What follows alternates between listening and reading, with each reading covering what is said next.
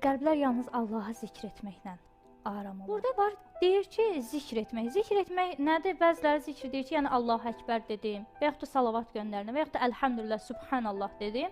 Bu zikr etməkdir. Zikr etməyin əsl mənası yada salmaqdır. Mən kimi yada salıram?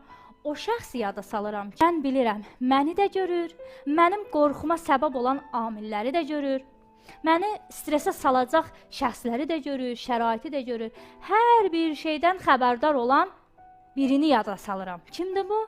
Allah Teala. Mən Allaha burada təvəkkül eləyirəm. İşlərimi Allahın öhdəsini elə bir təzdə buraxıram ki, həm özüm mənim üzərimə düşən vəzifəni yerinə yetirirəm. Bu tərəfdən də Allaha təvəkkül eləyirəm. Allahı yada salıram və o anda Allah Teala həqiqətən insana elə bir qəlb aramlığı bəxş eləyir ki, qorxular da insanın qəlbindən, yəni çəkilə bilir. Stres də insandan azala bilir. Özünü əmniyyətdə hiss elədiyi yerdə insan aramı olar, düzdür? Və insan harda özünü tamamilə əmniyyətdə, rahatlıqda hiss eləyər ki, mənə heç bir təhlükə yoxdur. Yalnız Allahın huzurunda olduğunu həqiqətən dərk etdiyi var.